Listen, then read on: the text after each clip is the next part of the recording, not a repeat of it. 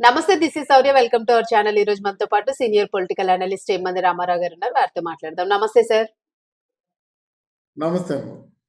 Sir మళ్ళా తెలంగాణ రాష్ట్రంలోని అంటే ఇంకా చాలా టైం ఉన్నప్పటికీ కూడాను హడావిడి చాలా తొందరగా మొదలైపోయింది. పార్టీలకి మధ్య ఒకరికొకరు దుయ్యబట్టుకోవడం ఇవన్నీ కూడాను. ముఖ్యంగా డైరెక్ట్ గా ముఖ్యమంత్రి గారిని టార్గెట్ చేస్తూ కేటీఆర్ గారు కొన్ని వ్యాఖ్యలు చేశారు. ఆయన చెప్పుకున్న ధూళితో సమానం కారు మా కేసీఆర్ గారు ఒక ప్రెస్ మీట్ పెట్టారంటే గుండెదాడి ఆగి చచ్చిపోతావు అది ఇది అని అంటూ కూడా రకరకాల వ్యాఖ్యలు చేశారు దానిలోని. ఒకసారి దాని గురించి మీరు వివరిస్తూ అసలు ఈ వ్యాఖ్యలు ఎంతవరకు పోతాయి, ఆ వ్యాఖ్యలు అసలు సమంజసమైనవేనా? ఇక్కడ మనకి ప్రధానంగా రాజకీయ నాయకులు అసెంబ్లీ అన్నది ఒక దేవాలయం లాంటిది అనే విషయం మర్చిపోయారు. దేవాలయంలో బూతు మాటలు మాట్లాడుకుంటే ఎంత అర్థం ఉందో, అసెంబ్లీలో కూడా ఇలా బండబూతులు తెచ్చుకుంటే అంతే అర్థం ఉంది. అసలు ఏమాత్రం విజ్ఞత లేకుండా మాట్లాడుకుంటున్న పరిస్థితి. అది ముఖ్యమంత్రి కావచ్చు, లేకపోతే ప్రత్యర్థులు కావచ్చు, ఏ నాయకుడైనా కావచ్చు, అది తప్పకుండా మనం ఖండించాలి. ఒకటి. ఇకపోతే ఇక్కడ అన్ని పార్టీలు గొడవ పడటం లేదు. ఇటు నుంచి బీజేపీ పార్టీ బాగానే ఉంది, డిగ్నిఫైడ్గానే ఉంది. ఇక్కడ గొడవ పడుతున్న వాళ్ళు అంటే ఇక్కడ బీఆర్ఎస్ టీఆర్ఎస్ ఏమన్నాలో వాళ్ళు చెప్తే బాగుండేది. కాసేపు బీఆర్ఎస్ అంటారు, కాసేపు టీఆర్ఎస్ అంటారు వాళ్ళు. అది పరిస్థితి వాళ్ళది. ఇక్కడ రేవంత్ రెడ్డి ఘటికుడు. రేవంత్ రెడ్డి రాజకీయ నాయకుడే కాదు, పోరాట పటిమ ఉన్నటువంటి వ్యక్తి. తను పోరాడగలడు. మీరేం చేశారు? కేసీఆర్ని తీసుకొచ్చి ఒక సభ పెట్టారు. దాంట్లో కేసీఆర్ సభలో ఎలా మాట్లాడతాడో అందరికీ తెలిసిందే కదా. ఆయన ఒక్కడే భారతదేశంలో నాయకుడు అన్నట్టు, మిగతా వాళ్ళకి ఏమి తెలియదు అన్నట్టు, అసలు తెలంగాణ కోసమే తను పుట్టానన్నట్టు. మహాత్మా గాంధీని జాతిపిత అన్నారు. మరి మహాత్మా గాంధీని అన్నప్పుడు నన్ను మాత్రం ఎందుకు అంటారని చెప్పేసి ఈయనే జాతిపిత అనుకున్నాడు. ఎవరు జాతిపితని కేసీఆర్ని పిలవరు.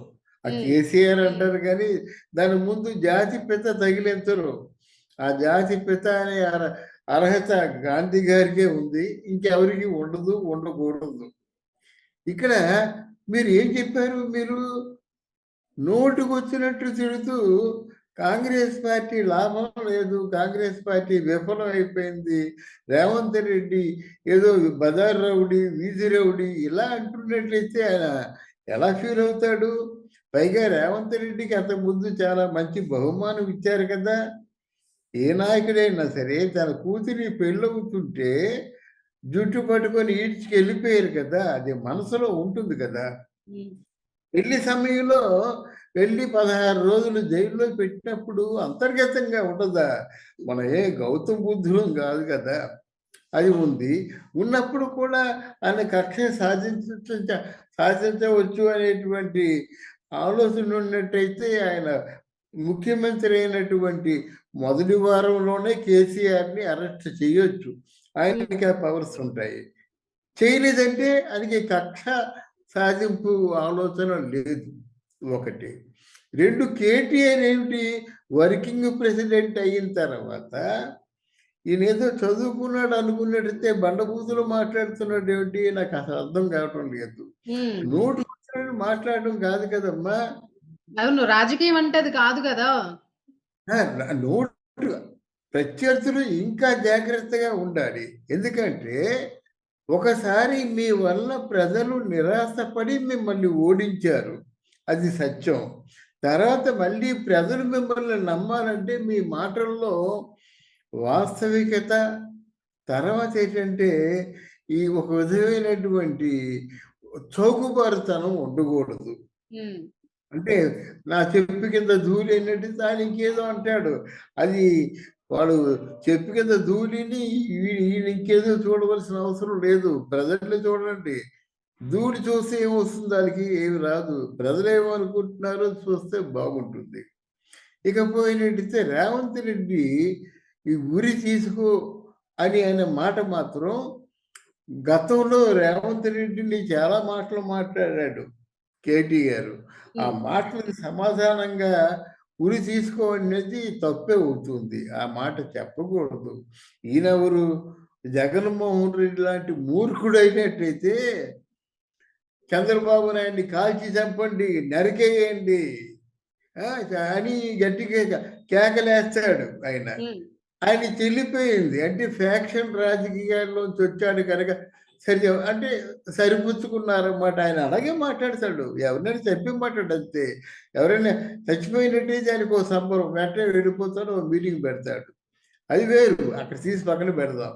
మరి ఈయన కూడా ఒక విజ్ఞత గల రాజకీయ నాయకుడు ఆ ఉరి తీయమని చెప్పడం అంటే అది కరెక్ట్ కాదు.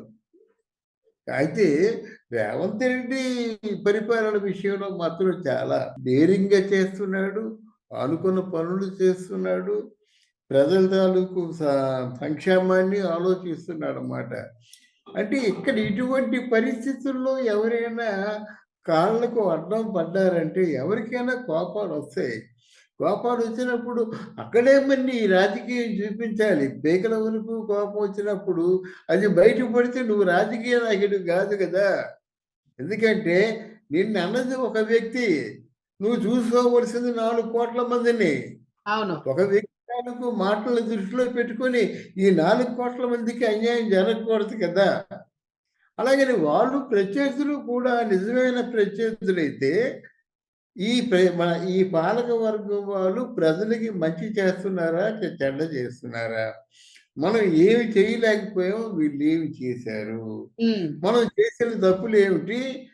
వీళ్ళు చేస్తున్న తప్పులేమిటి? వాళ్ళు చెప్పారు కదా! కేసీఆర్‌కి ఇంత ప్రాపర్టీ ఇన్ని వేల కోట్లుంది. కేటీఆర్‌కి ఇన్ని వేల కోట్లుంది. కవితకి ఇన్ని వేల కోట్లుంది. చెప్పారు కదా! అలా రేపు వీళ్ళలో ఏ లోపాలున్నాయో మనం ఎత్తి చూపించాలి కదా! అని అటువంటి దృష్టితో ఉండాలి గాని వీళ్ళు ఒకరిని ఒకరు తిట్టుకోవడం వల్ల తెలంగాణ నాశనం అయిపోతుంది. అంతకంటే ఇంకేమి లేదు. ఇప్పుడిప్పుడే పరిశ్రమలు వస్తున్నాయి. ఐటీ ఫీల్డ్ వస్తుంది. కొంచెం ఏదో యువతకి ఉద్యోగాలు రావడం గానీ, కొన్ని కొన్ని అనుకున్న పనులు చేస్తున్నప్పుడు కాళ్ళు అడ్డం పెట్టకూడదు. వాళ్ళని గమనించాలి. ఒకవేళ మీకు మంచి మనసు ఉంటే ఒక మంచి పనిలో మీరు కూడా చెయ్యి కలిపి ఆ మంచి పని సజావుగా జరిగేలా చూడాలి. అంతేగాని ఈ బూతులు తిట్టుకోవడం వల్ల మీ సంస్కారం కాదు, మీ కుసంస్కారం బయటపడుతుంది. Right sir. అది. మొత్తానికి ఏదైనా మాటలతో చేసి రాజకీయం కన్నా చేతలతో రాజకీయం చేస్తే ప్రజలు మెచ్చుతారనేది అర్థం చేసుకోవాల్సిన విషయం నాయకులు గూడాను. ఒకరికొకరు మరి ఇట్లాగా తిట్టుకోవడం వలన కక్ష సాధింపు వలన ఒరిగేదేమీ ఉండదు. Thank you sir. Thank you అమ్మా. Thank you.